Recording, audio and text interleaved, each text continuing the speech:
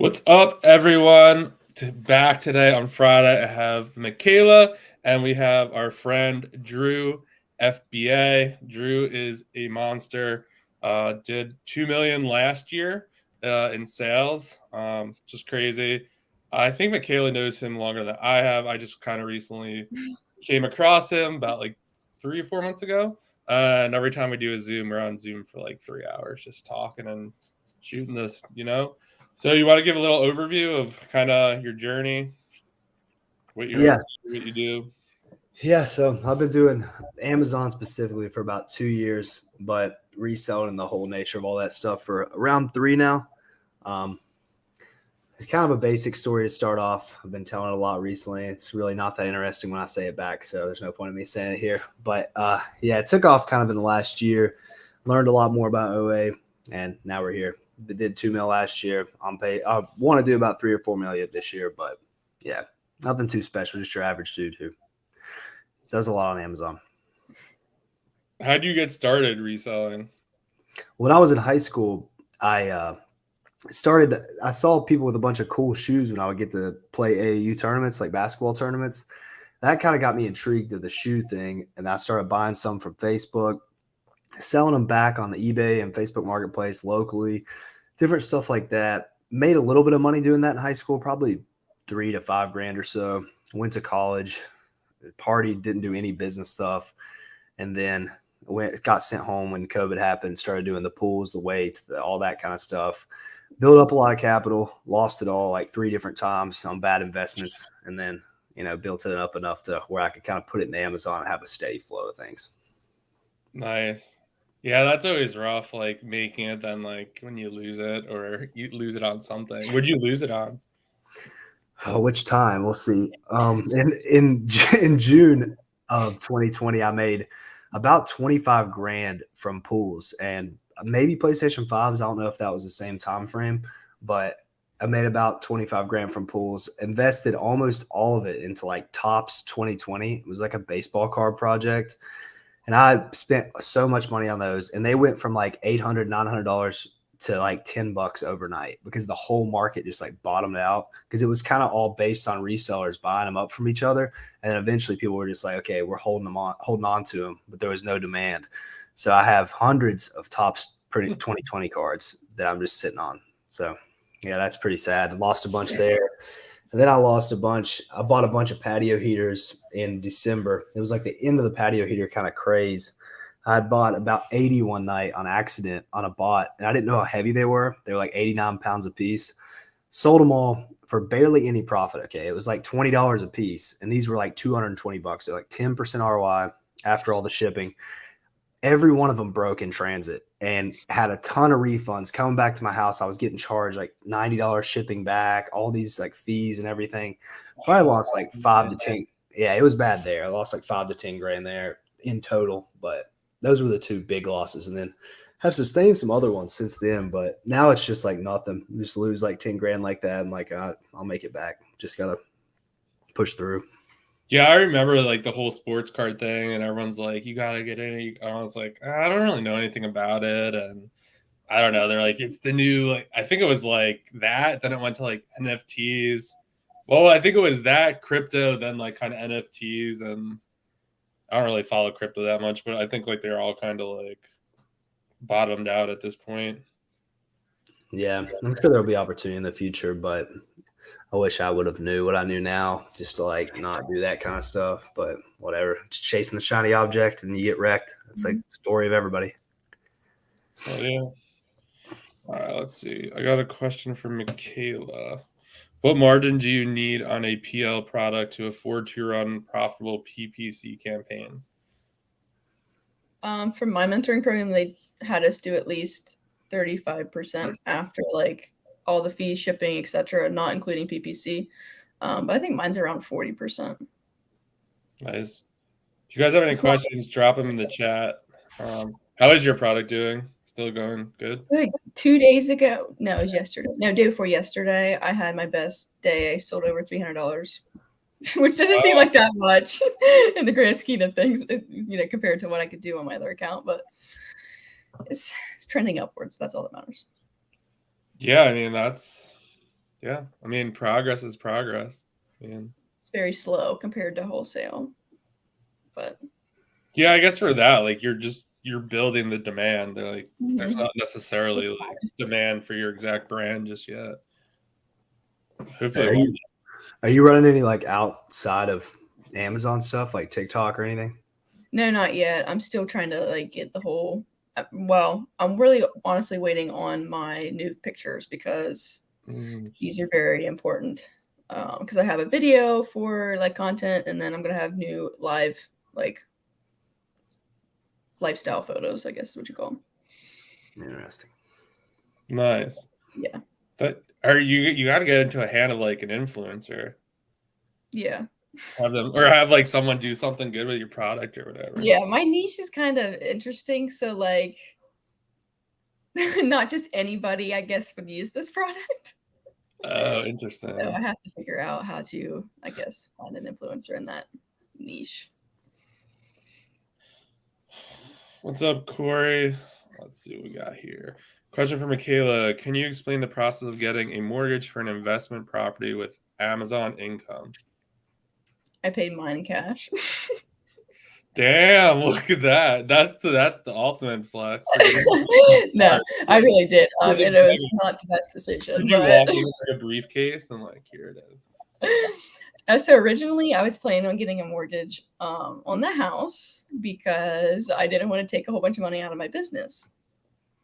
The mortgage actually fell through because of my no W-2 and no tax returns. And I was doing like a traditional mortgage, like a Fannie Mae.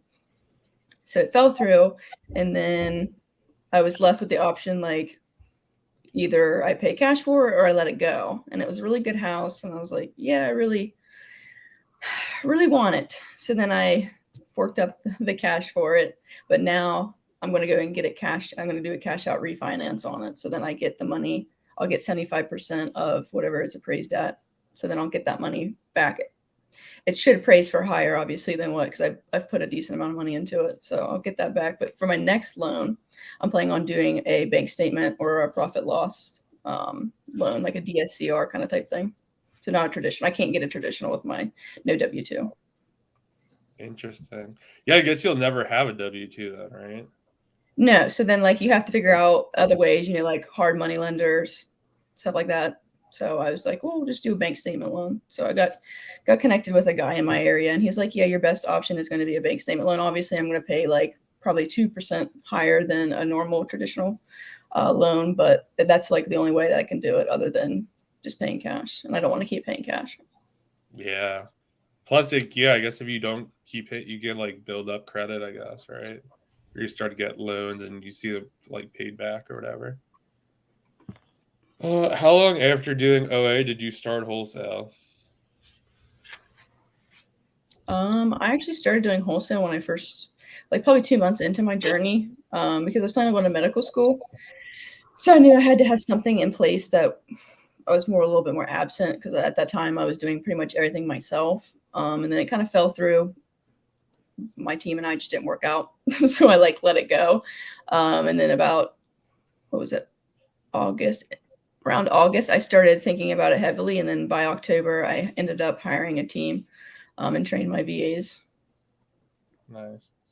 Are you gonna do any wholesale, Drew? Everybody keeps asking me that. It's all I see on social media, but I do not know. Probably not.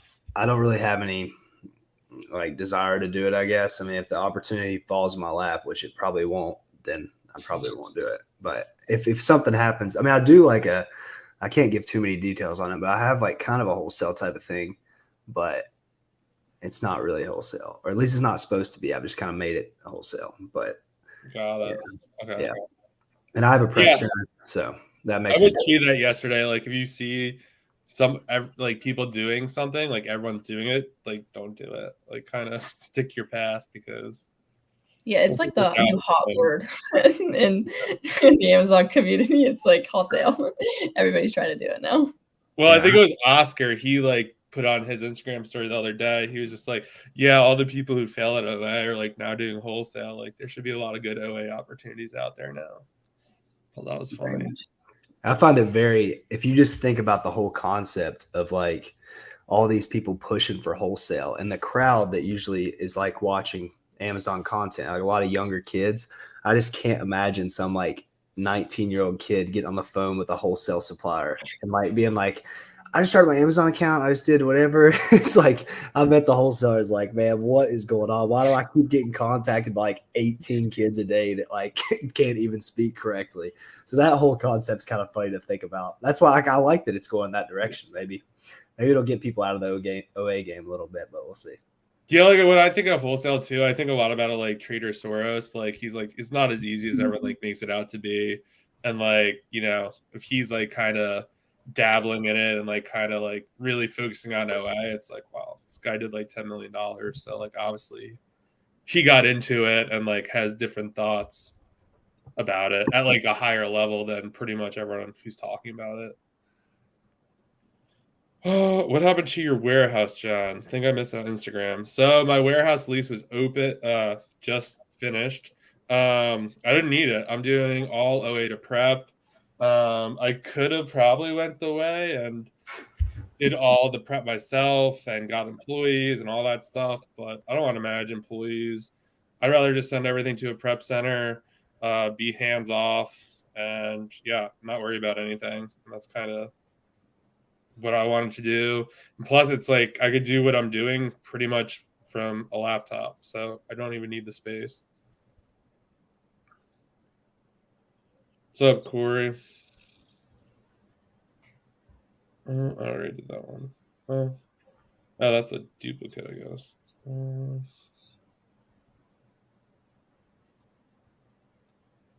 What's up, Jamar from Gaming Channel? LOL, love the collab. Glad to have you here. Drew, why aren't you expanding outside of OA? Well, I think like why are you slacking after doing 2 million, Drew? Yeah,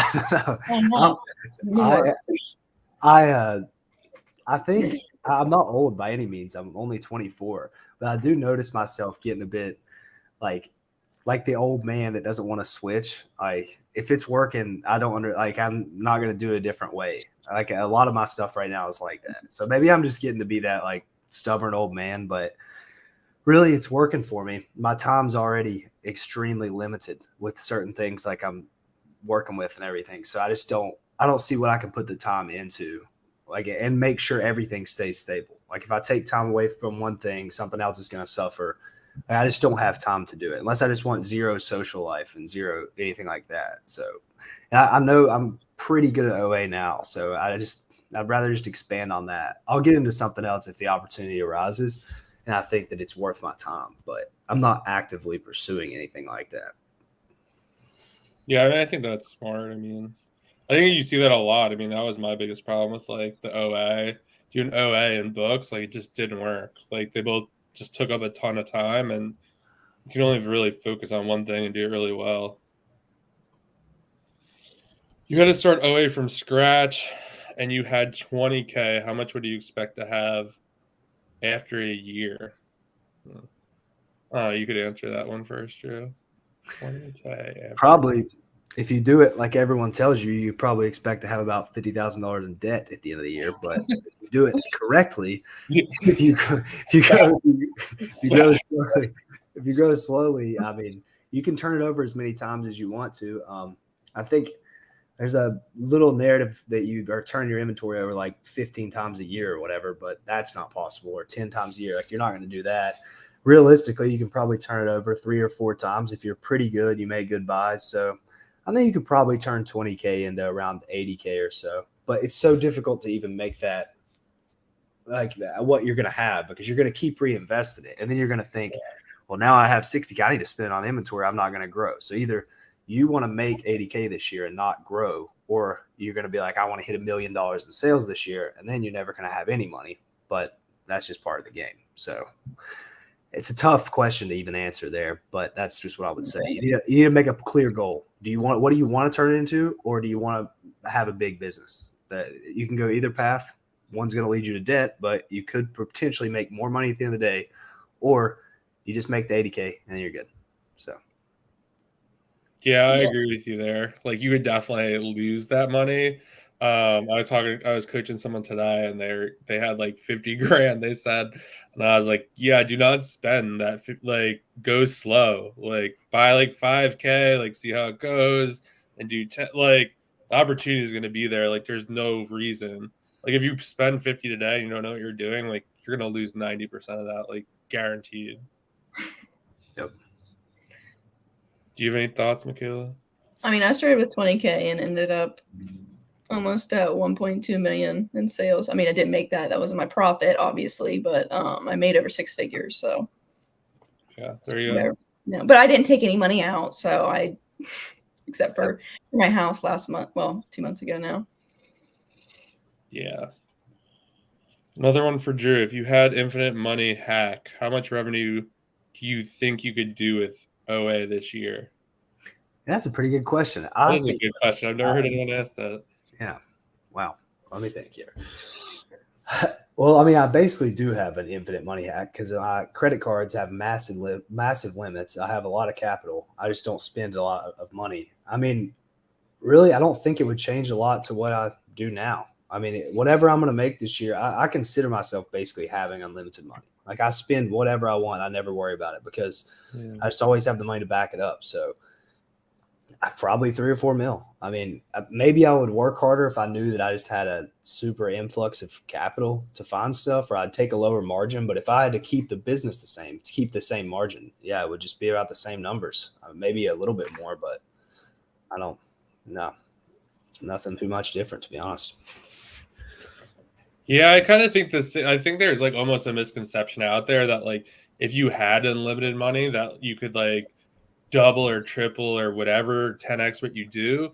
But like you also have to realize like me and Drew in arbitrage ops and like some of the like stuff those guys deal with doing like $10 million a year. It's like I don't know if I want those problems. Or like, you know, like Drew probably couldn't spend all the money in the world like by himself. Like there's a limit on his time. So like if he wants to grow a team of like 20, 30 people, I mean like there's lots of headaches involved with that and problems that will arise. Or like just imagine how much lost inventory you would have if you spent like if your rate stayed the same as now, times that by like 10, like that'd be insane. I mean, the perfect example is Soros. If anybody's watching, you haven't checked out Soros Empire on Instagram, Twitter. Yeah. He grew like $11 million store in 2021 and then completely downsized by like 30 or 40% in 2022. So he had that big store and realized that there's a ton of headaches that come with it. And it's very difficult to maintain that size of store. You end up having a lot of leakage and loss, and you have like 30 employees, what he had, and he doesn't even want to have a store. I don't want to speak for him, but I don't think he even wants a store that big anymore. I think that he's good with having his $6-7 million store a year and then, off that. So that's the way I kind of look at it. Maybe I just take what he says for too much.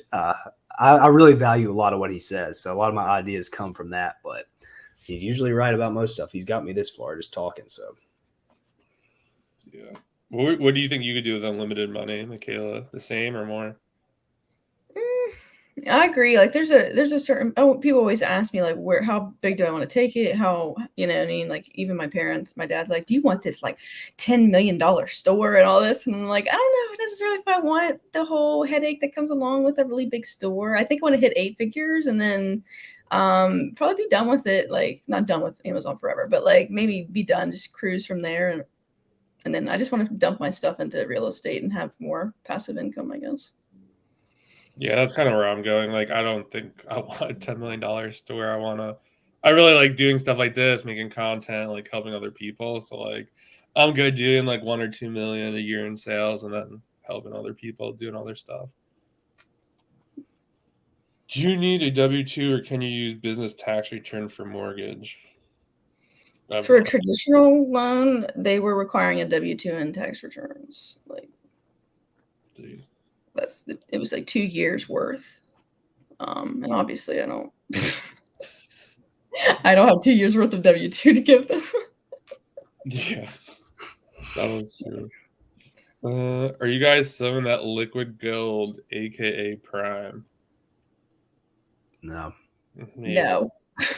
I almost bought some last week, I believe, but when you're selling those drinks like that, it's very hard to. I don't know if you guys even know what this guy's talking about, but Is that the Logan Paul? Like, yeah, product? Yeah. But there wasn't a lot of opportunity there. It's really heavy to get that 12 pack. Now I will say this is some free game for anybody because there's no shot I'm going to do this. But if you want to bundle stuff up like a blue and a red and a green and a white or whatever, I saw a lot of listings like that on Amazon. And just because there's like bad sales ranks doesn't mean that it's just necessarily going to be bad. That's probably brand new, and you can kind of put some stock on that listing, maybe even run some like 5 to 10 cent piece PPC or whatever. I don't know how that works, so don't take me on that, but I'm sure you could do something to boost that up a little bit, especially with the organic marketing that's already there with Prime, and probably make some good money on that. But flipping straight like case to Amazon, I don't even know if it's possible with the margins. I checked it all out, and I really tried to get the price low enough, and I could not do it. So you can do it. Hey, maybe you're better than me, but you can definitely do the bundle stuff. I saw a lot of opportunity there. I'm just way too lazy to do something like that. That's a great tip too, because I don't do it, but I know I've seen people like they like bag cat food, like the cans, like they'll do like 2 flavors of this. Did you do that? I was like, I don't have the patience for that, but I mean, if the money's good, I think that's like a good testament too. It's like you could do what you want. Like I don't want to do that, but like Makayla wants to do that and make I money. made a fat bag off cat food at the beginning of my journey. Literally, this whole shelf was full of cat food. Like we bubble wrapped them into like 6s. Oh, okay. Damn. Well, I think there was like a huge like cat food shortage at like one point or something like that. It was crazy. What's up, Tommy? Fast selling ASINs. My repricer starts to tank, and then everyone else's repricer follow. How do you guys avoid this? Fast selling ASINs. My repricer. You have to fix your repricer settings. You should probably have like a minimum that you set so it doesn't tank. And probably another tip is don't reprice your inventory until it's at Amazon. So like it's going to take, I don't know, a week or two if you're doing to prep and then they send it to Amazon, like it might sit around a while before it starts getting checked in or transferred around. So you don't want to you could go to your listing and see like what your estimated delivery date is. Like I know I'm some listings right now where the estimated delivery date's like February 28th. Like I'm not repricing that inventory because then I'm just selling at a lower price than like other people. And then like people are going to cancel anyway because they're going to realize it's like 20 days away. And then I lose twice. Yeah, what he just said is extremely important. There is a lot of your favorite influencers that do not understand that because I see their stores on the listings and they're absolutely tanking the prices to oblivion. But maybe that's for the bars. But once you start doing that, you start tanking prices these days with everything being so automated, like I'll follow you to the bottom half the time because I don't watch. I have hundreds and hundreds of listings. So I'm not going to watch everyone like a hawk. So if you start doing that and you don't set your minimums correctly, you're going to bring that whole price down. It's not just going to recover when people sell out. Like people just aren't going to sell out because everyone's going to follow that down. So it's just impossible to get that message out there to the masses, especially because this is not even close to all of the people selling on Amazon. Like even these communities, if you add them all together, there's just random people that sell on Amazon. But that is a huge problem. These repricers just start getting triggered and then it just goes to the bottom. 0% ROI or less. Yeah. 24 in e-commerce is 48 for every other industry. I don't know what that. All right. Makayla, when starting wholesale, do you call around or email? Did you mention you were an Amazon seller? Yeah, I did as much as you can cold call. I mean, that's obviously the best because an email doesn't really convey who you are as a person, like your personality, how serious you are about wholesale. And you can make it like a lot more personal, obviously, when you're talking to somebody over the phone. So definitely cold call. I mean, I email and cold call, so it doesn't really, I do them both. Did I mention you were? No, I mean, I don't directly say, hey, I'm an Amazon seller. I don't say like, hi, I'm Makayla and I'm an Amazon seller. But I just say I'm in e-commerce because I am in e-commerce. And then obviously if they do ask me if I sell on Amazon, then I am truthful about it. I'll just say like, no, I don't sell on Amazon. I do. I'm honest. I'm one of those people like I don't like to give out too much information because maybe they don't like Amazon sellers, and then maybe by talking to me and hearing, you know, how I am and how I run my business, maybe they'd be more willing to work with me. You know, I just don't like to be like, yeah, here's all of my cards. Like, I want to keep some, you know, close. That makes sense. Question for everyone: where do you find the balance between taking profits and reinvesting in more inventory? You want to start, Drew?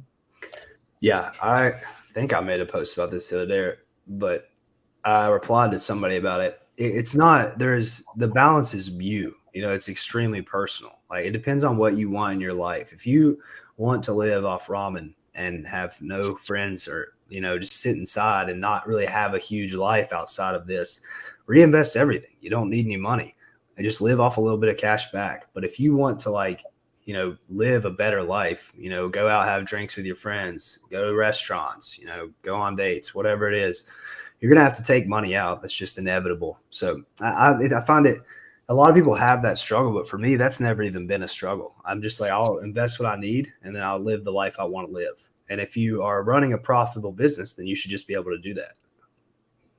Yeah, agreed. Yeah, for me, like, yeah, I just kind of am the same way. Like, I don't live like a crazy life, but then again, I really don't have anything that I necessarily need. Like, I'm fine. Like, we go out to dinner, like, you know, we live a good life, whatever. So yeah, I invest like back into the business, but I think this year is going to be a point in time where like this last year, I pretty much put everything in and invested everything back. I'm probably going to set like some hard spend like limits where I'm not going over this amount, and really not like take out, but kind of not put back in, and kind of look at other avenues for that money. Yeah, I don't really spend a whole lot of money. I still have that poor college student lifestyle mindset. I could live off of $500 a month. So, I mean, honestly, I have the money to do so. If I wanted to go live a luxurious lifestyle, I could take vacations. I could, you know, I bought my new car. I bought a house. You know, I could go and do all these things, but like, I don't know. I just put it right back into my business or other businesses. That's like kind of how I look at it too. Like, I feel like there's a lot for me that, like, I'm not like a CPA or anything, but like, it's not like I have to buy a laptop. Like, that's, you know, it goes through the business. Like, there's a lot of stuff that I get for like StreamYard. Like, this is business expense. Like, there's a lot of stuff like that. So like, I don't have a ton of personal expenses outside of like rent and like insurance and stuff like that. Yeah, It's a lot like, of my expenses overlap business and personal. So yeah. Best way to gain more capital? Bigger credit cards, Amex. I'll get you there. The good old plum. the plum. I would say you should be like strategic about it. Like, I feel like sometimes like a lot of terms are like thrown around, like, oh, you got to get more capital, or like all that. Like, I would only like obtain more capital if you seriously like need it and could spend it. Yeah, like kind of like Drew was saying, like he probably has a lot of access to credit, like he's just not spending just because like he doesn't need it. If I had to pull together probably 750 grand in the next week, I could definitely do it. There's just zero shot I would ever need to do that. If with the credit that I have, like I guarantee, and I have outstanding like loan offers all the time from all these different companies, just because I really think my credit's unreal, because I always pay off a credit card every single time there's like a balance on it, besides the Amex, and I'll wait for my statement date. But everything else, I'm instantly paying stuff off. At least I have a good reputation of credit. So if you just do all the credit stuff correctly, you're going to basically have unlimited money. I mean, there's no shot I would ever need more than that much money anytime, you know, and it's quick notice or whatever. Yeah, agreed.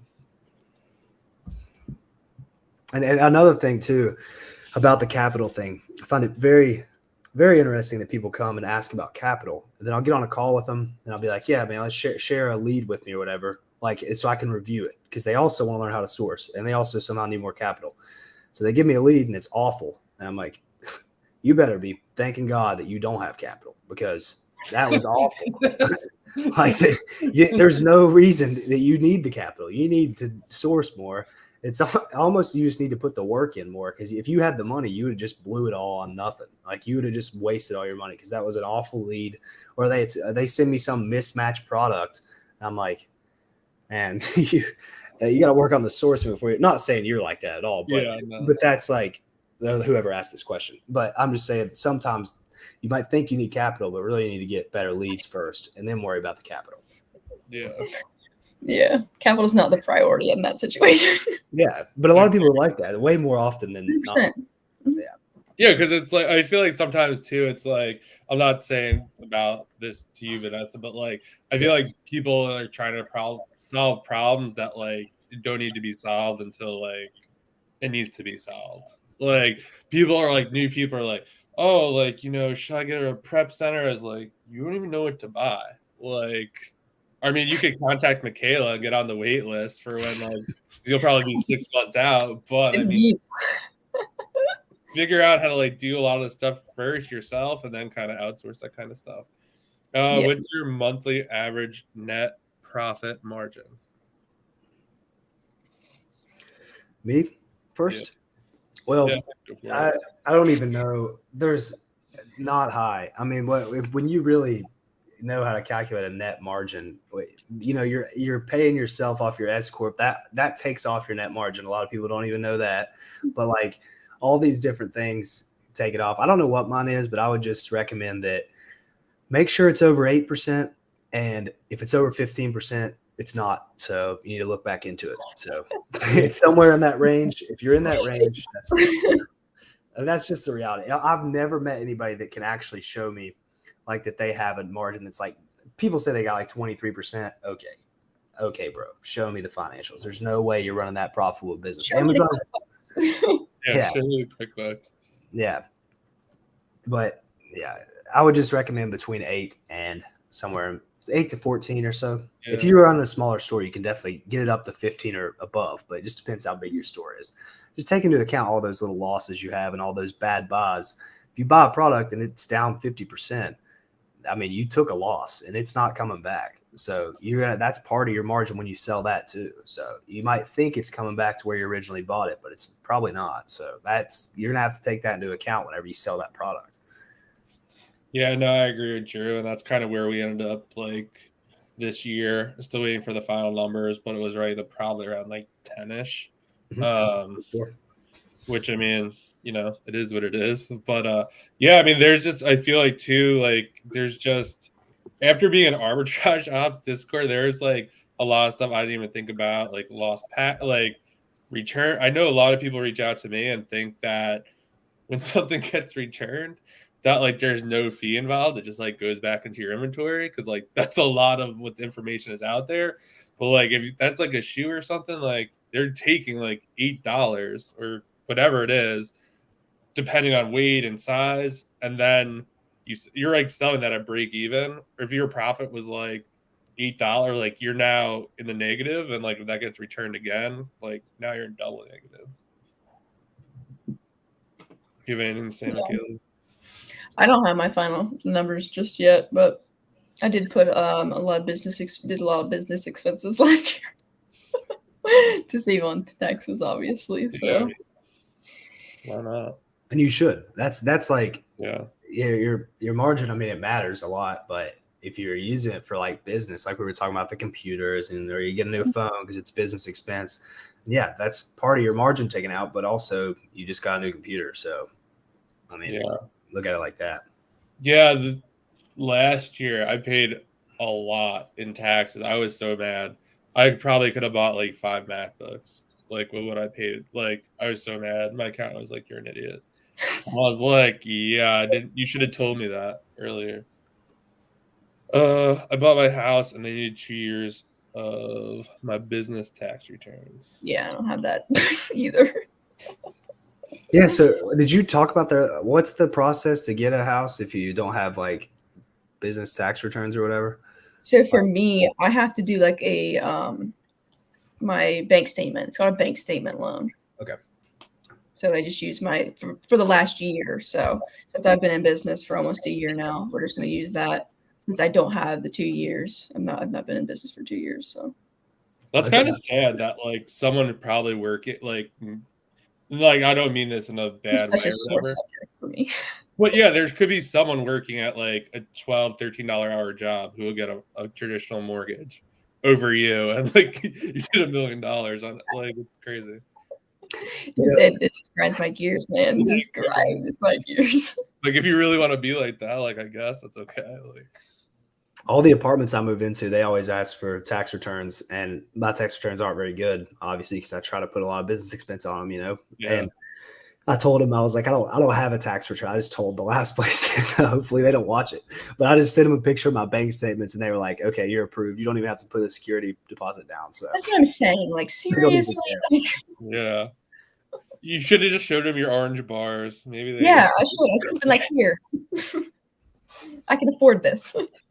Do you guys have a max income limit where you'd say it's cool? I actually don't need more money.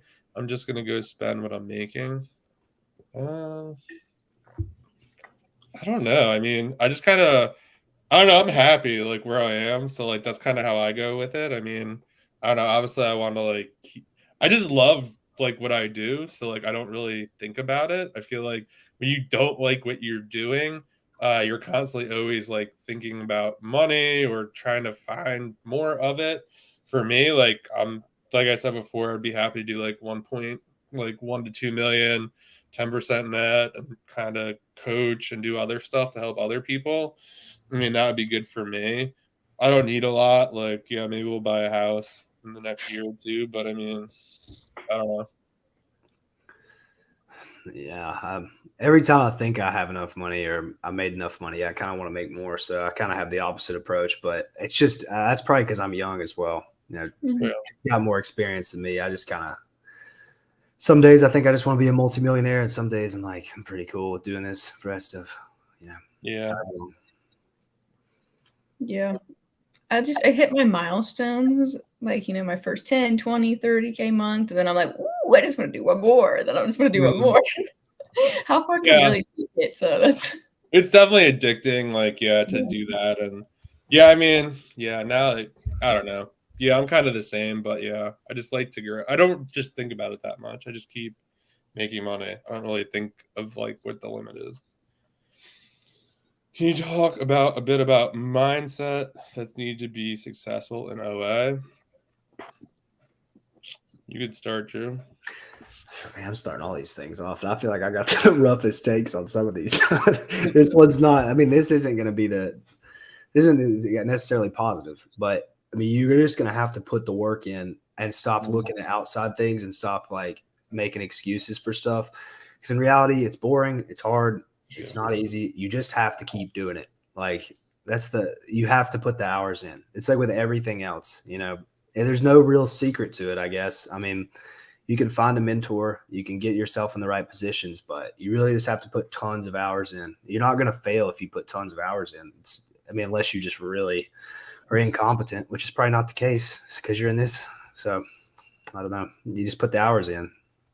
Yeah, I did a bunch of coaching calls the last couple days, and everyone's like, "Wow, like, is there like a secret store, or like, you know, how are people like finding these socks and like all these questions?" I was like, "I'm not gonna answer the sock question, but for this other stuff, like, there is no magic store or magic like ace. Like, it's just work. It's just like how do you do it? It's like I like source like hours every day, like, and just see different things, and like the more you see, the more you know what's not profitable, and you could just skip through that. So now you're sourcing quicker, finding other stuff. You know, you can revert. There's just so much you could do. I think a lot of people fall into this. I have to source how Drew is sourcing, or I have to source how Makayla is sourcing, and it's like, no, it's like what works best for you, what works best for your margins, what works best for your capital. Like it just all depends. Like someone was like, "Oh, would you buy this?" And I was like, "How much capital do you have?" And they're like, $2,000. I'm like, "No, like there are better opportunities out there." Like it just really all depends on your situation. But I think like you just have to be positive. I mean, when I first started, I had trouble spending like $200 a day. But like I just kept looking and looking and looking, and then eventually like I was able to spend 2, then it was 5, and then it was 1,000. Yesterday we spent 5,000. Like it just really depends. But yeah, you got to be positive about it because like if you're like there's nothing out there, like you're not going to find anything. I promise you that. Yeah, and I'll say, she can go first, and I'll go a little story after. I don't know. I think it just boils down to like you guys said, put the time into it, and you have to like let the excuses go. Like all of us have been through crap in our lives. Not trying to be like super blunt about it, but like some of us have been through a lot, and we still manage to do really well. Even, you know what I mean? Like I was on a knee scooter for months. I've had 4 surgeries on my ankle, and you know what I mean? I was like half crippled there, and like I was still making it work. So like sometimes you just have to be like, okay, like this is the obstacle, and this is what I have to do to get over it, and like just set aside the excuses. Like just say, this is what I want to do, and I know I can get there. So like I can't let these little small bumps in the road really get to my overall path of where I want to go. Yeah, that's really the mindset thing is a super good question, because I really think a lot of this is mindset and how you can, if you have voices in your head telling you stuff, just like you have to get them out of there. Like that, how are people doing this? Or like, how can I do this? Just like, it's more important to like push the thoughts out than it is to even put thoughts in. Like that's the important part. It's just get that stuff out of your head. And for example, I'm coaching a few guys right now, and we just started. So there's a very basic concept that I like really like use for sourcing that I've taught these people. And one guy has found so many leads. Like he is cranking stuff out, and he has sent me stuff that I would have never found that we can both buy and both make money off of. And it's just because he just does not stop bothering me, nonstop asking me questions, nonstop sending me leads. Like he's just put the time into it, and he's already gotten so good at it. Like I can't imagine what's going to happen to him in a few months. He's just going to be so good. He's like just the skill levels there because he's just putting all the hours in when other people may not be putting as many hours as he is. So you just got to put the hours in and just keep a positive mindset and know this is going to work. I just got to keep doing it. Yeah, and I will say that like the last on this is like it's important not to chase kind of like what someone else is buying because you don't know how they're buying that. You could be really chasing the wrong direction. And like where probably you're not going to find that profitably. Like you're better off just like sourcing your own way. And like, yeah, it's not necessarily special techniques. It's just volume, like seeing lots of products. Oh, people are pathetic for dropping prices just for orange bars. Zero business mindset. 100% agree with that, Melinda. Drew, what's the deepest you would recommend a beginner go into a single ASIN? Well, I mean, I always preach a wide catalog. If you watch any of my stuff, you always know I preach very, very wide and then go deep from there. I have probably never bought over 250 of something ever. Now, is that stunning my growth? Maybe. Well, I did 2 million, so I don't know. But I just think it depends on the product completely. But I would recommend you go very light to start, and then you start pushing those heavy quantities if you have like a good history of selling it. You know, you got to do the math too. It's like easy math. You know, if you sell 5 in a week, then it's 20 in a month. Like it's pretty easy math. And you don't want to like buy 500 because you sold 5 in a week or whatever. I don't know. You just have to do that kind of math and go with it. But there's no actual number I would say to go. But I just don't ever really go that deep on anything unless it's just really, really working. But it's not often. I'm more of a wide and then somewhat deep on some stuff. But yeah. Yeah, same here. I'm probably like deep as like 100 maybe on some ASINs, but like most is like 10, 12 test buys and replenishing maybe at 20 or 30 or whatever. But too much risk to go like way deep, especially if you're in the beginning phases. You don't want to put all your capital in one thing because like if you don't 100% know what you're doing, then you're going to lose your capital. Yeah. At which shipping weight should you start looking into LTL instead of SPD to save on shipping on great ASINs? I've never shipped like a pallet to Amazon.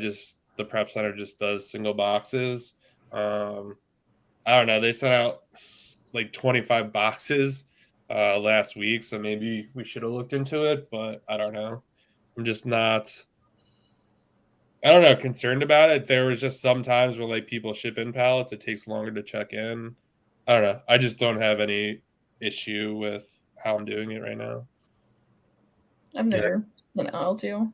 I can't even speak on it. Whatever I say will be wrong, so I'm not even going to say anything. I have no clue how any of that even works.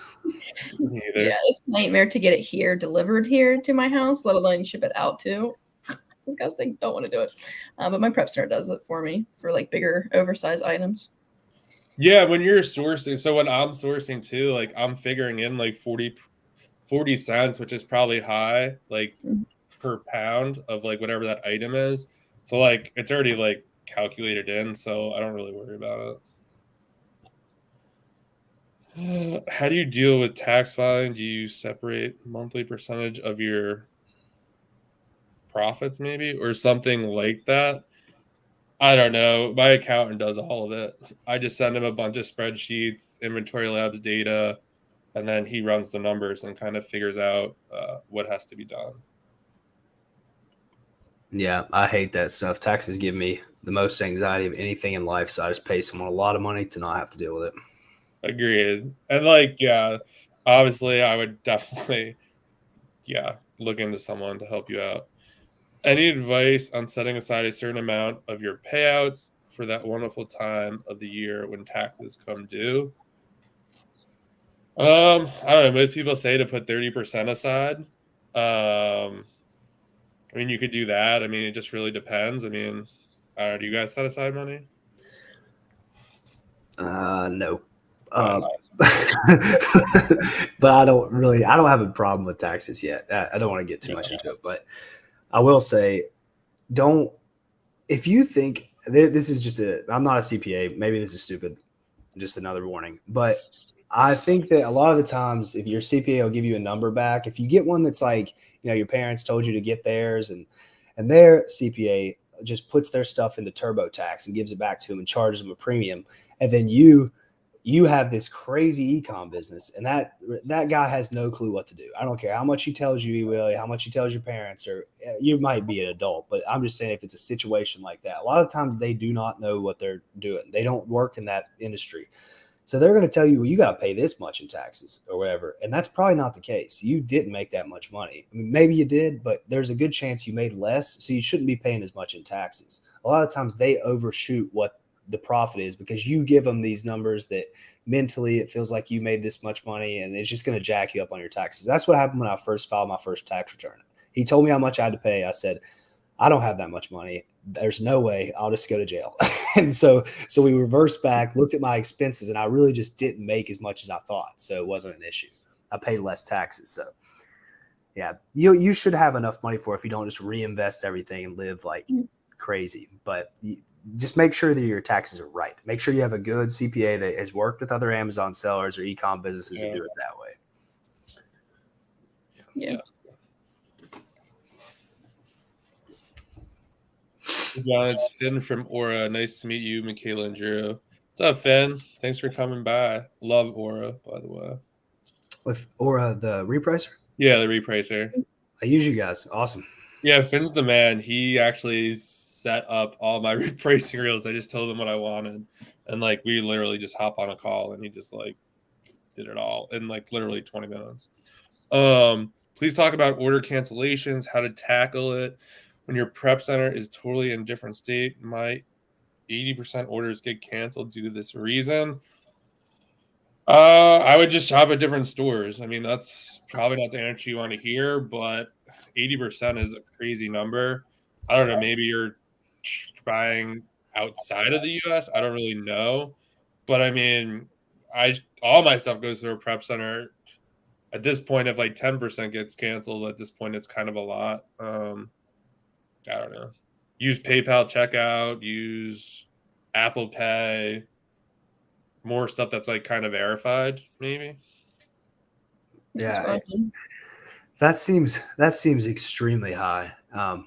If you could expand on that and say, is it the same store canceling you or is it different stores? And then also, if your prep center allows you to put the billing address on your credit card as your prep center, doing that gives you another layer. I did that and my cancellation rate went down like a ton because they let me do that. And now I just put my cards through there. So it's same billing, same shipping. It's the prep center.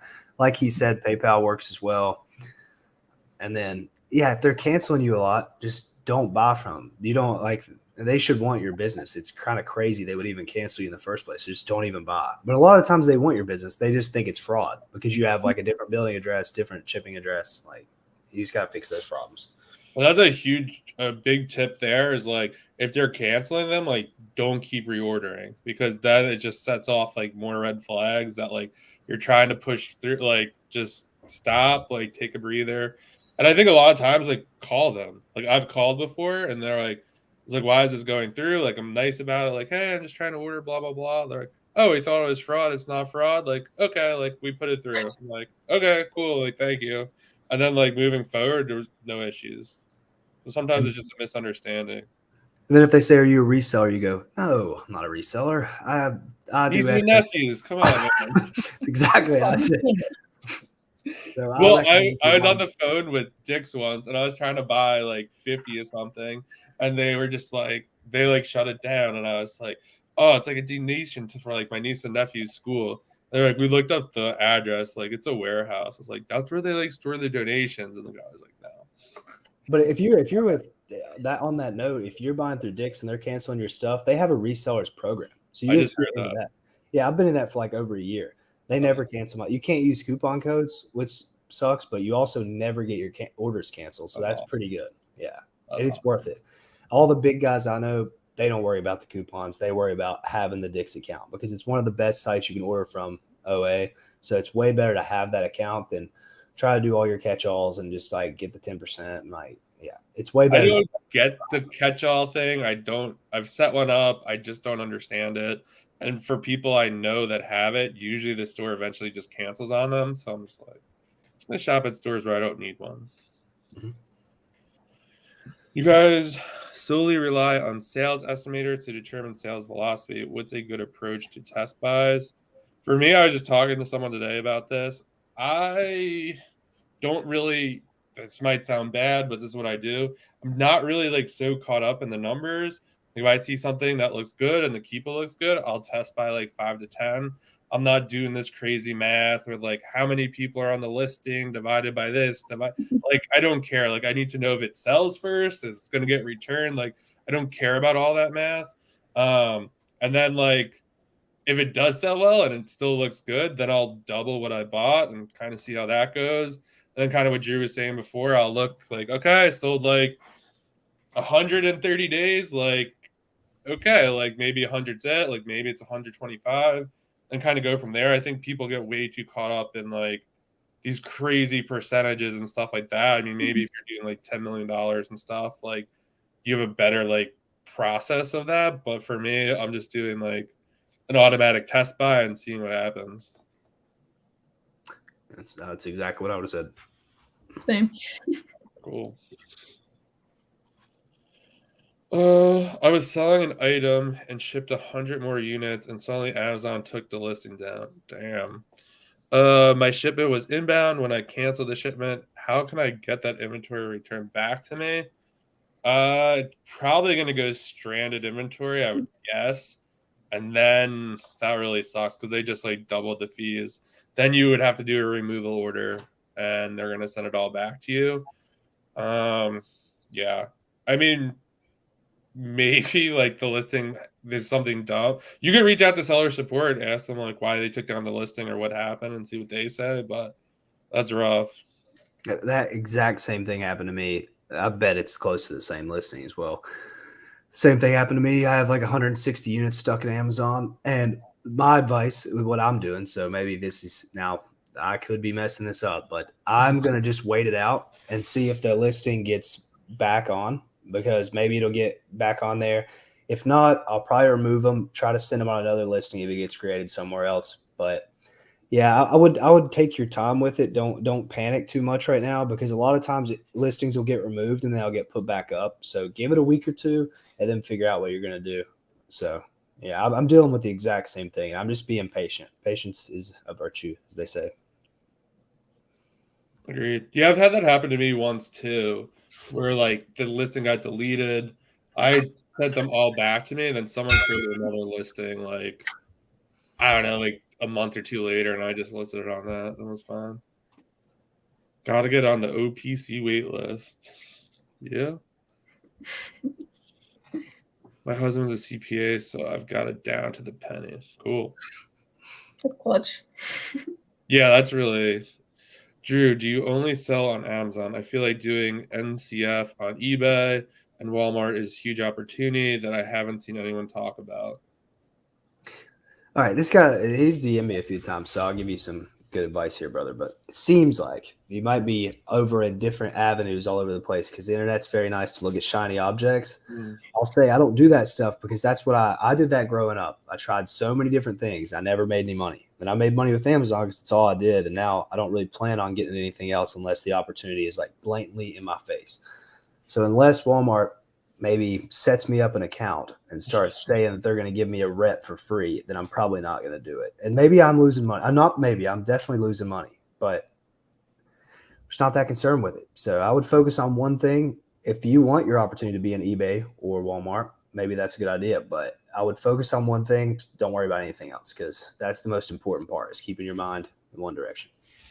I agree with that. I would argue you're probably not losing any money because you're doubling, like you're getting better at Amazon, so therefore, like you're getting results quicker. So, like, I don't know. I don't really. Everyone keeps posting on social media, like, oh, like Amazon or Walmart is where it's at, and this and that. I'm like, that's great. Like, I don't really care. Like, go sell on Walmart. Like, I don't care.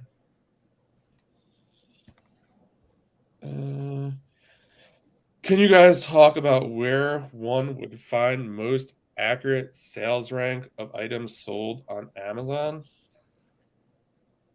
Keepa, no? Am I missing them? Can you guys talk about where one would find the most? Yeah, I think Keepa. Yeah, I'm pretty sure it sells a sales ranker on Amazon.com too. Yeah, it's right on Amazon. So yeah, that would be the most. I assume that question was just worded incorrectly. I'm sure they mean something. Okay. Yeah. I don't know what they mean, but yeah, I want to make sure I wasn't missing something though. Is it un-American for a prep center to charge for storage by the cubic meter and not by the cubic yard? I have no idea what the difference is, to be honest. No, he's making a joke. Like, oh, okay. Yeah. Got it. It didn't go over my head, Joe. I got the joke. I think it's funny. And I think it is un-American. I agree. Is SPF on an ASIN as bad as Amazon? Is that seller fulfilled Prime? Maybe. Mm-hmm. Yeah. I think that's just a person, no? So you're just competing against another seller. I've noticed if she's meaning this way, a lot of big companies will have seller fulfilled Prime. I was going through listings yesterday with somebody and I noticed that they had like Backcountry was on the listing or like Zappos and stuff. So you can compete with those brands, but just know that they're probably going to have a lot of stock and they're going to find a way to get that stock no matter what. So I think that, yeah, I wouldn't sway you against it, but I was noticing yesterday, it was like Amazon was priced here. And then the seller fulfilled Prime was priced right around Amazon, that everybody else was high priced. But it's like, I don't know if those people are ever going to get sales. I don't know if Backcountry is ever going to sell out of like a certain size of shoe. So yeah, I could see it being as bad as Amazon, but I haven't gotten any of those listings to know. But from the data that I looked at yesterday, no, it didn't look great. So yeah. Make estimated tax payments throughout the year. Yeah, you could definitely do that. That's a more responsible thing to do. Yeah, that is the responsible. Yeah. What's up, guys? Scott. Yeah, like my bank kind of said that. Like you could, he's always like, if you think you could grow the money better than the penalty you'll pay, then you shouldn't do that. So yeah, I could grow the money better than the penalty I will pay. That's why I wait till last minute to do it, so that I can. It's what I do. Make it the money stretch out as much as I can. Great advice. What's up, Cody? Any tips for a newbie content creator? I would say just be yourself. I mean, Drew just, not that he's a newbie content creator, but like he's just starting on Instagram and stuff. So for me, I just I would say like be honest, be authentic, and be yourself, and just kind of share your journey. You'll notice in a lot of my YouTube videos when I start, I'm like, you should do this. Now it's like, this is what I do. Like, this is what works for me. Maybe it'll work for you. Like, do your homework, do your own thing. So I think if you kind of just like, hey, this is my journey, network with people, share other people's stuff, I think that's a good way to go. And I'm a pretty big newbie, but I have learned very quickly that a lot of people are just talking heads in front of a camera. A lot of these guys, they kind of remind me, if you've ever downloaded the game on your phone, the Talking Tom, where you say something and it goes, yes, no. A lot of people are like that. So if you're not like that, you actually you resonate with way more people. Like my Instagram's grown like pretty quickly so far, and I get so much engagement from people, and it feels better for me. It's helpful for them. I don't have to like put on some kind of Talking Tom performance to try to get like more stuff. So be yourself is what I would say in life in general. You know, the more you're just yourself, you're going to attract a better thing of people. Unless yourself's not very good, then I don't know what to tell you there. But Jamal is great at wholesale. You could provide so much knowledge on wholesale. Him and I've talked like numerous times. Like I know he's very good at wholesale. So like it'd be such a good asset for you to like share that for sure. Yeah, and I will say too, one of the best things you could do is, I think it's a little like everyone wants to almost like copy everyone else, and like that's fine. But like I feel like Drew is going really quickly, and also Soros Empire. Just what they're putting out is just much, much different than what's out there. Not bad, different, good, different, whatever. It's just refreshing, and I think people don't always want like what's just out there. Like if you could bring a unique lens to it, or I mean, it is unique because it's your lens, so I wouldn't just be like, oh, I have to talk about this or post these kind of screenshots or whatever. Just like do your thing. I think I've been DMing with that guy recently. If it's the right, if it's the same person. He's the guy. Yeah, I just recommend. I was about to send you this voice message yesterday, so it's funny you asked. I was going to say just put your personality out there more, because I can see you talk and you're just like cool dude, and you'll be so surprised how far that gets you. I'm surprised how far it's got me, just to be like authentic and people just relate to it. So be genuine. That is what needs to be in the space. And like from the day that I started, I said that I wanted to be genuine, because like there are too many people out in the space right now who aren't who they say they are. Like they're just not genuine. So if you can bring, more genuine vibes to the space, and honestly, you'll find a lot of people will really like your content. Yeah, someone told me the other day, like your YouTube channel could be like twice the size, and I was just like, I don't want to just like sit down and make like videos, just like walking people through like just not what I want to do. Like this is what I want to do, and like this is what I'm doing. So like I don't care. It was a workout product. Interesting. Yeah. Same advice applies on that, by the way, that workout product. If it was a big brand like a store, then yeah, I would avoid it. Yeah. What happens if you don't take a listing down after a supplier says something? I can't confirm their authenticity. I don't know. Do they send you like a cease and desist letter or something? I don't really. I have a stack of FedEx Express letters from Voorhees or whatever, and I don't even care. They aren't doing anything, and that's not recommended. But like, I've heard other people that are big doing that as well. I saw a picture of somebody's stack of letters, and it was high, but they have never been sued or anything. I always say, I mean, if they're not putting IP complaints on your account or something like that, then I don't know. It's just what are they even telling you? I guess. I mean, they're just warning you, or if they tell you they're going to take you to court, then definitely take your stuff down. But try to sell through your inventory pretty quick and then take the listing down stuff. But try to get rid of that inventory first. Yeah. Don't quote me on this. You'll have to watch. I did an interview with Ashley Hayden. She's an insurance person. I'm pretty sure she said that like if a brand does sue you, your insurance covers it as well. Like they actually have to sue you though, and like I don't know, make whatever the hell claim they're gonna make, but pretty sure that's the case. I've never heard of that happening once. So the likelihood of them actually doing that, this might age like milk, but I mean, I just doubt that's going to happen. Yeah. Makayla is Miss Quiet, and she does her thing too. You be you. There you go. Gotta keep on the DL lately because people come at me, so I gotta keep it low key more. I don't want to get thrown underneath the bus again. Yeah, she only comes out when she has to strike back now. Thank you. All great tips. Cool. I am trying to see how you guys use sales rank BSR to your advantage, what to look for and what to look out for. Understand lower the better. Is there more to that? Is it more to it than that? Yeah, I mean the lower the better. There's also more competition there. I've actually been test buying some stuff in like the 150, 200 range that obviously it depends on the category, but like there's just stock issues. Like people just kind of went on out of stock, or the brand changed the packaging, or something weird happened.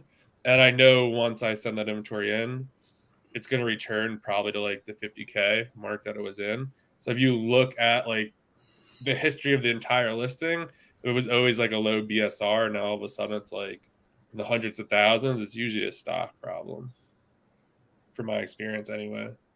Yeah, and just because it's in the 100, let's say it stays at the 100,000s, that doesn't mean it's not going to sell. It's still going to sell. Like that stuff's going to sell. That I know a seller that does a lot. He's one of the biggest ones on Amazon. He has tons of stuff that's like 200K rank and stuff. So if there's not a lot of sellers on there, you can still get sales at that amount, especially if you go for the wide strategy like I advocate for it.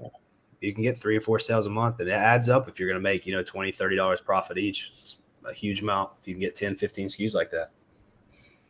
Yeah, I'm typically trying to get at least $100 per ASIN for a given month. So like that's like 5 sales a month on one. Like I'll take that, especially if I don't have to prep it.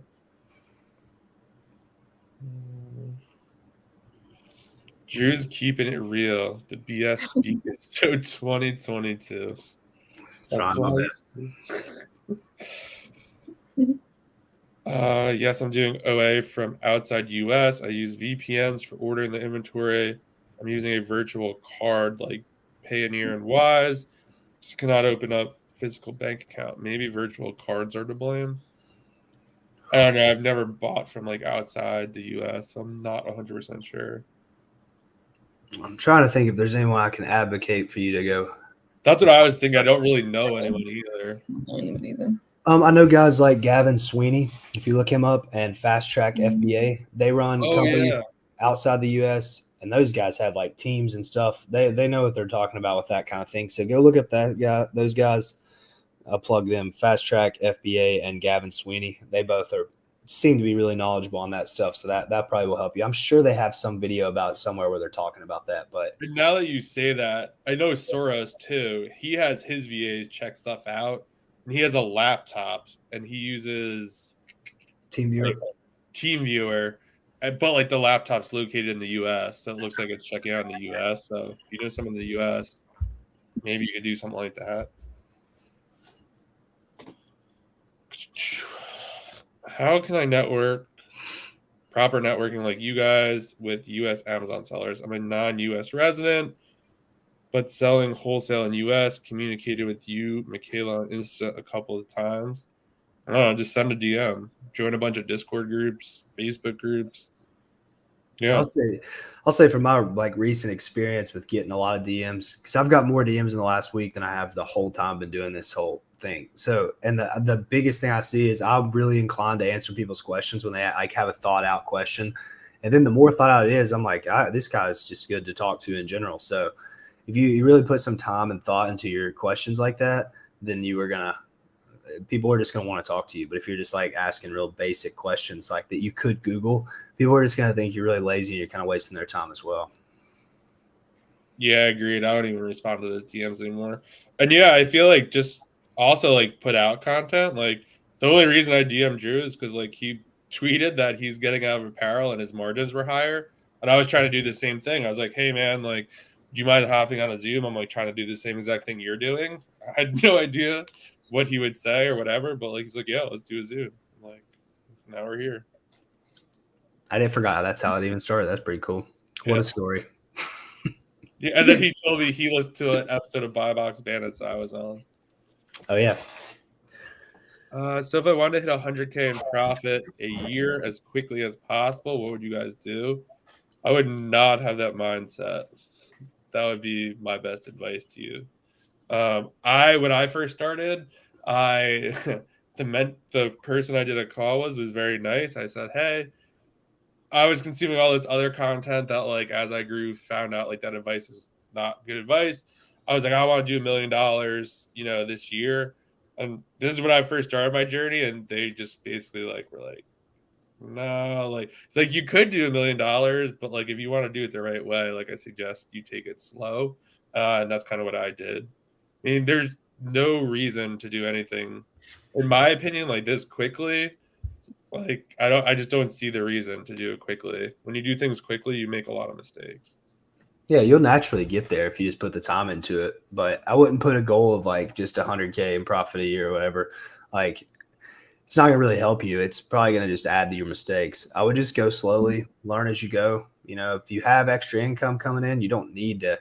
I can promise you one thing: you're not gonna get rich quick from Amazon FBA. That's not gonna happen. It's very time intensive, capital intensive. It's a difficult business. Not to shy anybody away if you haven't started or whatever. You can do it, but you're not just going to get rich quick and just like drive Lambos this year. Like it's tough. It's really time and capital intensive, especially if you know what you're doing. So I don't know. I wouldn't think about it in that way of 100K profit a year. You might do more than that just on accident. Just learn what you can. You guys don't have it. Yeah, I'm like a big proponent too of just of like start going, and then like you'll know how much you could profit, and then like you could do the math that way. What were you gonna say? Yeah. When I started, I didn't like have a goal in mind. Like I did, but not like 100K a year or whatever. At the point in time, I just wanted enough money to cover my student loans, which was like $400 a month. So I was like, I'm happy with whatever. Yeah, then you just put like unnecessary pressure. It's less stress. Yeah, less pressure when you don't set standard, like set certain criteria, like, oh, I need to make this much money. No, it's just like I was good with $400, 500. It didn't matter as long as I could cover my student loans. But and I will say to the contrary of what we all just said, sometimes I think that's not always one size fits all. So if you're the type of person that has to wake up every morning and be like, I've got to make 100K this year, if that's what's going to like get you burning inside to go sit at that computer, then do it. So it's not. This is just a complete mental. I'm sure you're asking it as what would you do steps in Amazon, but it's really just a mental question. Well, if that's what drives you, then you better set that goal to 400K, and you just like got to push. But if you're not like that, some like psycho inside, then just like, I don't know, just go with the flow. But some people get power by it. I mean, I'm a little bit like that at times. So I'll just set a goal, or I'll make an enemy for fun. I'll just find somebody on social media and be like, I don't like that guy, I'm going to beat him this year, just to like drive me a little more. But obviously that's not for everybody, but that's just how it works for me.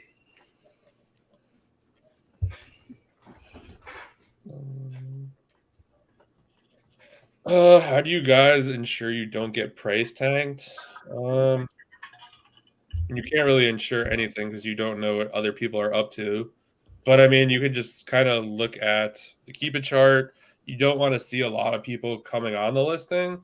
So a lot of times, a lot of these Keepa graphs at the bottom, if it's a really fast moving product, you'll just see that like go up really quickly. If like the seller count's like, I don't know, has doubled in a week or two, maybe kind of proceed with caution a little bit. But I don't know. I won't buy those, but sometimes I'll do like a test buy. It just really depends on what's going on. But the best thing you could do is, you don't want to be buying. Like everyone always cries and complains about price tanking, but like they're buying like the 50% off stuff that's on Nike's first page. It's like, what do you think is going to happen? Like everyone's doing that. So it's a little bit about being smart, like where you're buying stuff. Try to build like, use discounted gift cards, find coupon codes, like just try to get it for as cheap as possible. Maybe take an extra step like someone else isn't willing to take. 100%. Yeah, sometimes crap happens and it gets tanked for whatever reason, and maybe from a leads list or whatever. And then, like, no matter how perfect the chart may have looked before that happened, like it just happens. Like as long as you're hitting more than you're missing, you're doing good. Yeah, there's I've definitely lost a bunch of money, but I've also made a lot of money, and like a lot of people don't talk about losses. But yeah, there's definitely a lot of losses that kind of go into like running a big store at times. It's just you need the capital back. So it's if the listing's tanking and stuff, like I said before, don't get attached emotionally to these products. Like don't be like, I know I made a good buy. I'm so good at this. Yeah. Sometimes you just don't. I do it all the time. I get up every morning and go through my aged inventory and just reset that price 80% below what I bought it for, and just lose money. But it doesn't happen all the time. It just happens on certain things. It's inevitable. You just got to get rid of that stuff, get your capital back, put it into better stuff, take a learning lesson, go from there. Agreed. What do you guys analyze on Keepa before buying a product? Analyze. See how many people are on the listing, see how much it sells per month, see how stable the price is in the last 90 days. I don't know, anything else? That's a pretty complicated question. You probably do like a 10-minute video on that. Yeah, I think I do have a video on Keepa, but I don't know. Yeah. Do more a visual one, but yeah. Exactly. That's what I was meaning to say. This is way more of a visual question. Yeah.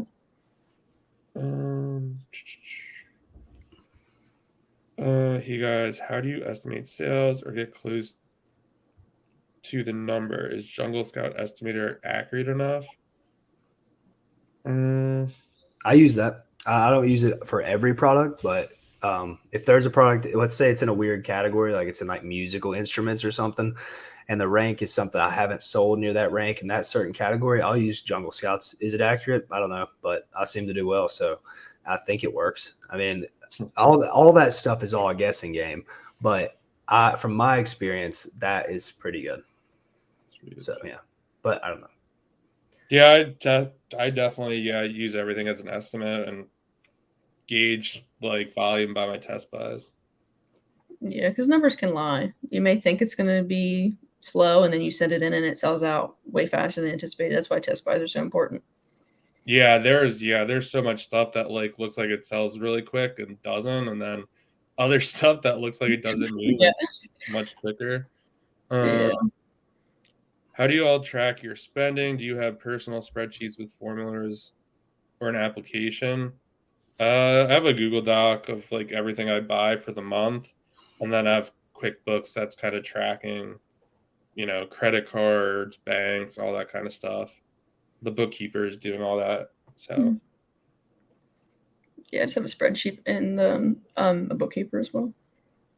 Yeah, same here. I saw someone, they sent me their spreadsheet, and it was very complicated. It was like when they bought it, how many they estimated to sell, all this different stuff. And he was like, he was like lower sales than me. So he's like, what does yours look like? Like, is this good? And I was like, dude, mine is the date, my name, the site, and how much I spent on the website. I was like, the rest of it gets put in Inventory Lab and my prep sitters software. So it's like, you can have a big complicated buy sheet, and it is definitely valuable for data if you're analyzing it like that, especially when you're first starting, to be like, okay, I spent this much money and I thought I was going to sell it at this price. Then you can kind of see the percentage based on like how bad you messed up or how much you overcalculated or undercalculated and stuff like that. So I'd say the beginning, it's pretty important. I didn't do it at the beginning, but if I had to restart, I would probably have a better spreadsheet for learning, because it'll just speed your learning up a ton if you know how bad you're messing up or how much that you're undershooting, how good you are. Yeah, Inventory Labs is great too, because you could sort by, I forgot what the metric is, but you could just sort like profitable ASINs, and you could just do a date range report from like the beginning of the year. Like I did one for all of last year and just kind of sort like where did I lose money, where did I make money, and kind of knowing that is super important. Also, how you see historical data on Keepa. There's like all the way at the bottom of the chart, you could hit all data. Check out the Keepa video on my YouTube page. It kind of walks through all that. Let's see what else. Do you think OA and Amazon will still be as profitable of a business model in 5 to 10 years? I think so. I don't know. There's always efficiency problems that need to be solved. I don't know whether that will be on Amazon or another platform, but for me, I do think, I don't know, we'll always be there. There's always stores that need to liquidate stuff. I don't know. What do you guys think? You can go, Makayla. I think so. I mean, there's always a demand. And e-commerce is growing Yeah. so much, even with this recession period. They had like the biggest turnout or whatever for e-commerce last year. So yeah, I think it will. I will say, I'll just say this controversial opinion. I don't even know if I fully believe this, but if it ages well, I'll look pretty smart. So I think that with the way this AI stuff is going, I'm a pretty big believer that that's a very strong, thing. I think it's going to get better and better and better. I think it is possible that the AI eliminates some of that kind of stuff. If there's something that can scan the whole web to get the absolute cheapest price, and then, I don't, in the way that it's growing right now, it's like, it's hard to believe that it wouldn't be here in 5 to 10 years. They would be more surprising to me if that AI technology wasn't here than if it was. I won't be surprised at all, even if it's in 3 years. I just think that stuff expands so fast. If there's someone that could get to, there might be even people working on it right now. Not like, I don't think it's going to be profitable, but I think that's very possible in my head. I think that just from like playing with those different AI tools, they're pretty crazy. And I think that our job is definitely not hard enough to where something couldn't replace it. A computer. I think that a computer could definitely replace it. That smart of a computer. Yeah, I can see that. I hope that doesn't happen, but yeah, if it does, this is going to look pretty good. Yeah, I mean, it's also like crazy to think though too. It's like I think it just comes down to like laziness because like someone could go to Walmart too instead of Amazon and like find the thing like much cheaper, but like they're just lazy and going on. At what point should I invest in a repracer? I don't know. I had one when I started OA. I mean, kind of as soon as possible, I think.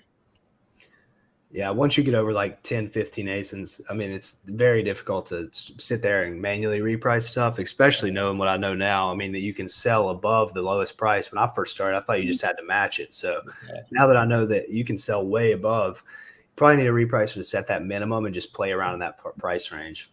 So, yeah, I would invest in it as soon as possible. It's well worth your money. You'll get the return on it very quick. Probably the first day you get it, you'll make more money than you paid for it. Yeah, 100%. And plus, you also, if you're doing manual repricing, like if you match, like a computer is just gonna match you like a second later. So you're playing against a computer, and you're not going to win. Separate Amazon account for wholesale or no? I have no idea. I have 2 accounts, one for books and one for OA. It's kind of a nightmare to have 2 accounts. Everyone thinks it's such a good idea. I don't know why. But you start from over. You have to get ungated and everything. You have no reviews. You need separate softwares. It's just a big pain in the butt. So I don't really see the reason. Maybe for private label, sure, because you might want to sell it one day. But wholesale, I don't think so. That's the only reason why I have a second account is because of private label. I combine my OA and wholesale together.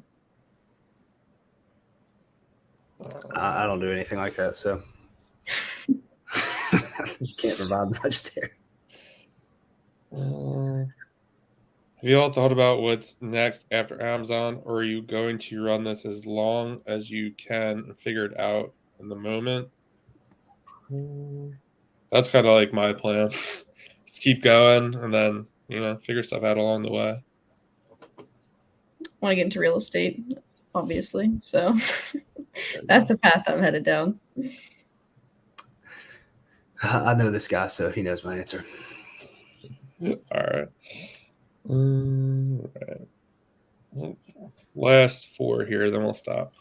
If you're buy box eligible but not the cheapest price, do you still get the same buy box rotation as you would if you were cheaper? Many factors play into that.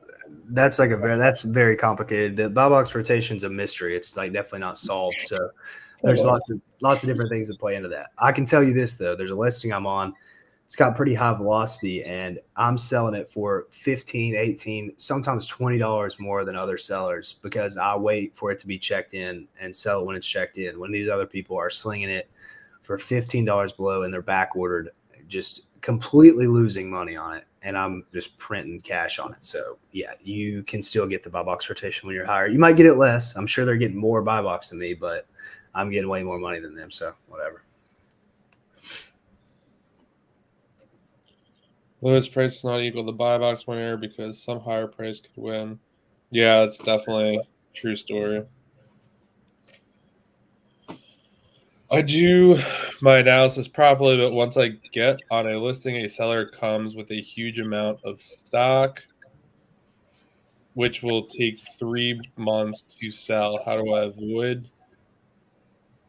I don't know. I would almost argue maybe you're not doing the analysis properly. I don't know. Like I don't. I mean, no, like bad vibes about that. But John's hanging around me too much, man. Yeah, I don't like. Yeah, I don't know because It's like, you don't know what you're doing. yeah, I don't know how to really avoid that. I would kind of think like sellers on the listing look at historical data, look at the buy box in Keepa, look who owns the buy box in Keepa, kind of, you know, and see who's usually in the buy box. You sometimes you'll see like, you know, someone's 80, 90%. They could just be out of stock today and they're probably coming in like tomorrow or a week from now with all the stuff. I'll say too, if you're doing the analysis properly, then if the seller's coming in as the same price as you, just split the buy box with them. If they're coming in undercutting you, I think that you're talking about this situation like it's like that it's happening to you a lot. And if it is, I don't even know what to tell you about that. But if this is like niche situations that keep happening, then it's not your fault. Like it's just part of it. You just got to move on. I'm sure it's not happening to you like that much. But if it does here and there, just don't worry about it. You probably are doing the analysis properly. Just match their price and share with them. So that's a good point. Yeah, just share it. All right, last question. How early on do you guys start using QuickBooks, i.e. accounting software? I had GoDaddy bookkeeping for the beginning, then they kind of, I don't know, shut down for whatever reason, and then got QuickBooks, never really got it set up properly. But now I have a bookkeeper doing it, but I don't know. I don't know. For me, I feel like as soon as you kind of take care of that stuff, the better. It's super expensive to have like someone go back and clean up months of bad tracking. Let's just say. I've lost $7,000 to getting cleaned up stuff. Yeah, they're like, yeah, this is a lot. You're gonna have to pay me $3,000. I'm like, well, it's either that or I don't report my taxes. So I guess I got to do that. So yeah, do it early. Get on that very early so it's not a headache. I don't know about for other people, but taxes are just the worst part of life to me. So I just try to just make sure all that's taken care of so I don't have to worry about it. Because it really weighs on your mental. And I watch people have like meltdowns on social media about their taxes. So yeah. Yeah, definitely get it done sooner than later because I paid a couple $1,000s, I think it was, just to get it all caught up. Brutal. That's actually all the questions. Thanks for being here, guys. Thanks for coming, Drew, Makayla. And yeah, we'll see you guys on the next one. Bye. Peace.